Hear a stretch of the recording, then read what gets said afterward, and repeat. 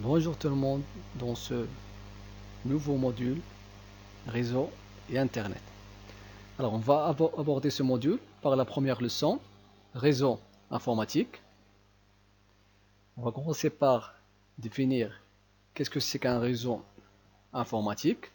Donc avant d'entamer cette définition, juste un petit rappel que un réseau, le mot réseau, c'est-à-dire ou bien désigne un ensemble d'objets qui sont connectés entre eux. Ensemble d'objets reliés entre eux. Maintenant, exemple des réseaux, c'est le réseau informatique. On peut citer d'autres exemples comme le réseau électrique, c'est un réseau, et le réseau informatique, c'est un exemple d'un réseau. Alors maintenant, qu'est-ce que c'est qu'un réseau informatique? Un réseau informatique est un ensemble d'ordinateurs. Les objets ici sont les ordinateurs, ou bien les nœuds sont l'ordinateur, qui sont connectés entre eux, qui permet de communiquer, échanger de l'information et partager les ressources de matériel et logiciel. Communiquer, échanger, partager. Donc ça, c'est l'objectif ou bien le but d'un réseau informatique. C'est la communication, c'est l'échange des informations et le partage. Partage soit des ressources matérielles comme je partage mon imprimante, je partage mon écran, je partage mon disque dur, je partage mon lecteur CD, je partage mon graveur, je partage mon scanner, etc. Ça, ce sont les ressources matérielles. Ou bien les logiciels, c'est-à-dire je partage une application. Au lieu, par exemple, j'ai 20 ordinateurs au lieu d'acheter 20 applications, donc je peux partager mon application sur les 20 machines. Voilà une illustration, bien figure qui représente des équipements qui sont interconnectés, comme des ordinateurs, des imprimantes, des serveurs.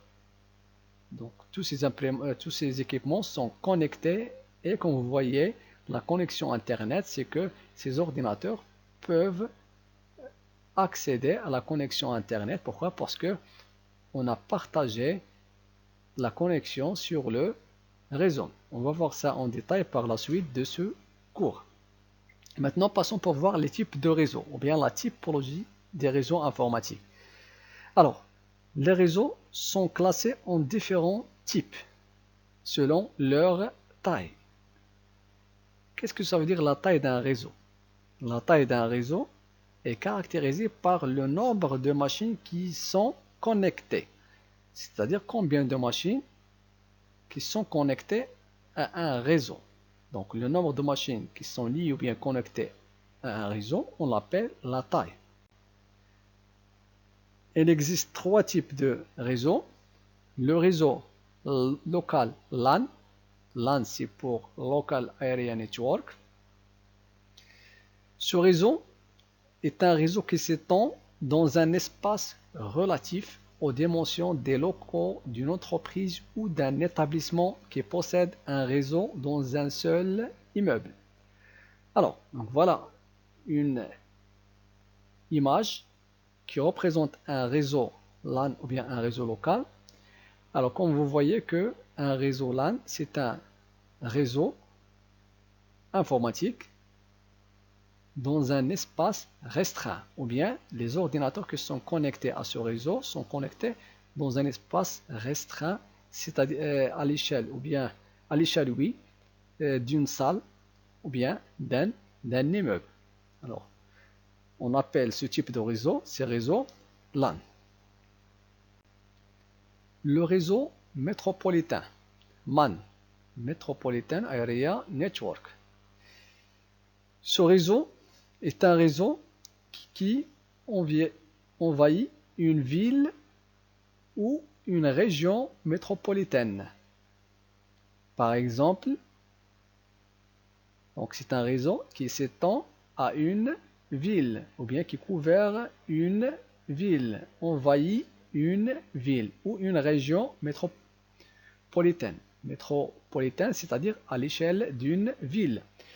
Par exemple, une entreprise qui possède un réseau dans plusieurs immeubles répartis dans une même ville. Voilà. Comme vous voyez dans cette image, on a plusieurs immeubles à l'échelle d'une ville. Comme vous voyez, les ordinateurs de ces deux immeubles sont reliés ou bien connectés. Donc, ils forment un réseau MAN. Donc, c'est un réseau qui est plus grand que le réseau LAN. LAN à l'échelle d'une salle ou bien d'un immeuble ou bien d'un bâtiment. Maintenant, si ces salles ou bien ces bâtiments sont répartis dans une même ville, alors on dit que ce réseau c'est un réseau MAN. Passons maintenant, le réseau étendu, plus grand que ce réseau MAN. C'est le réseau WAN, Wide Area Network. C'est un réseau international.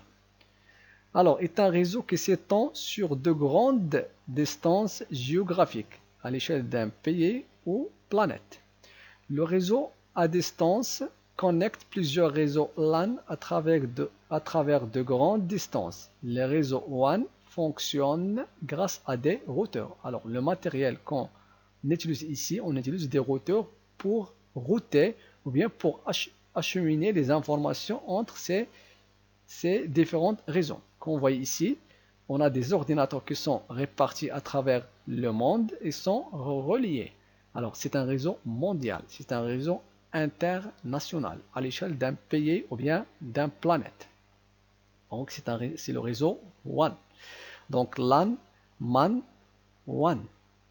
Le plus grand, c'est WAN. Le plus petit, c'est LAN, à l'échelle d'une salle ou bien d'un immeuble. Le MAN à l'échelle d'une ville, le WAN à l'échelle d'un pays ou bien planète. Maintenant, les topologies des réseaux, c'est-à-dire l'architecture, comment les ordinateurs sont connectés. Un réseau peut être configuré selon trois topologies physiques, c'est-à-dire la disposition, comment les ordinateurs sont alignés ou bien sont connectés. Alors, on va voir trois topologies. On va commencer par la topologie qui a une architecture en bus. On l'appelle topologie en bus. Voilà l'image qui représente cette topologie. Comme vous voyez, les ordinateurs sont alignés comme ou bien connectés à un câble. Le câble est aligné comme un bus. Alors, un réseau est organisé selon une topologie en bus lorsque tous les ordinateurs sont reliés entre eux par un câble. Les ordinateurs sont reliés à un seul câble. Chaque ordinateur achemine l'information autour de rôles. C'est-à-dire que pour passer l'information, pour qu'il passe d'un ordinateur 1 à l'ordinateur 3, donc elle doit passer de 1 à 2, de 2 à 3, autour de rôles. On va voir les avantages et les inconvénients de cette architecture. Avantages.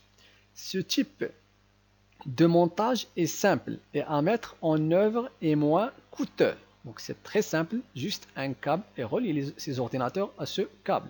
Et moins coûteux, il n'y avait pas beaucoup de matériaux.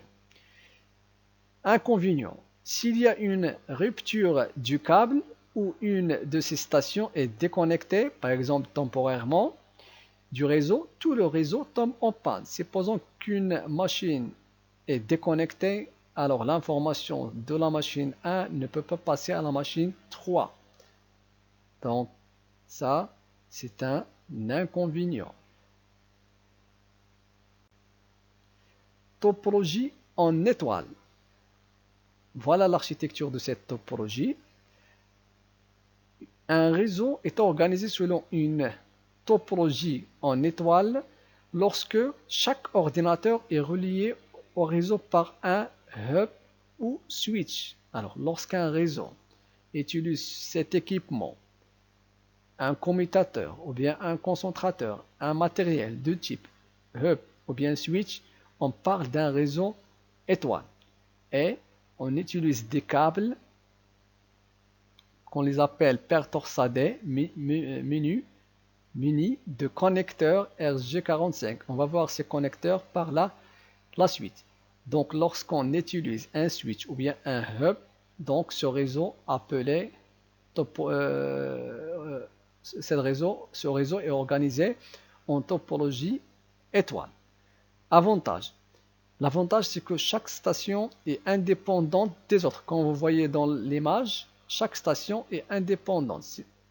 La maintenance du réseau est plus simple. Une station peut tomber en panne sans affecter les autres stations du réseau. Par exemple, une des stations peut être tombée en panne, alors les autres peuvent fonctionner sans problème parce que le branchement ou bien la connectivité ou bien les machines sont connectées indépendamment l'une des autres.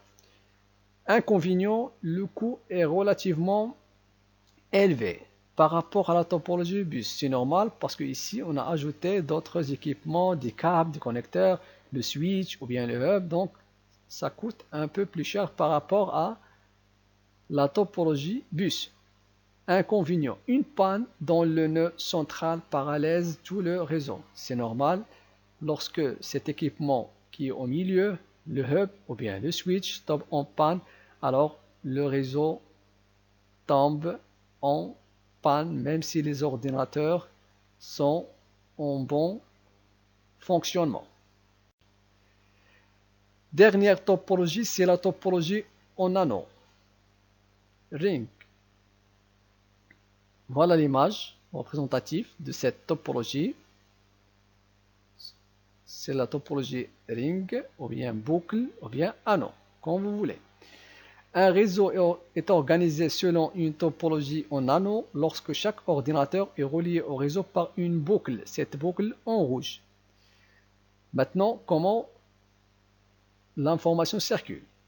L'information est acheminée sur un jeton. Alors, l'information, pour qu'une machine envoie un message, elle doit disposer d'un jeton, c'est le token, qui circule sur un anneau d'un ordinateur à l'autre. Alors, pour qu'une machine peut envoyer des messages, elle attend lorsqu'il reçoit un jeton. Ce jeton circule sur le réseau. Alors, ce qui a ce jeton, c'est celui qui peut communiquer. Les autres, non. Ça, c'est très important.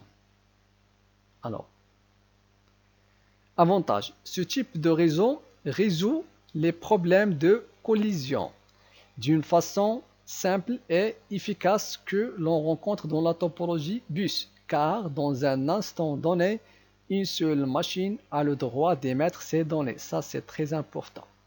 Ça évite les collisions, évite que toutes les machines envoient des messages en même temps. Ça, c'est très important. Alors, une seule machine, à un instant donné, a le droit d'envoyer des données. Pourquoi? Parce qu'il existe un seul jeton qui circule et la machine, pour qu'elle puisse envoyer ou bien communiquer, elle doit avoir ce jeton. Inconvénient. Toute rupture du câble rend le réseau paralysé. C'est normal, une rupture ou bien une coupure du câble, donc le réseau tombe en panne, ou bien la communication ne peuvent pas fonctionner.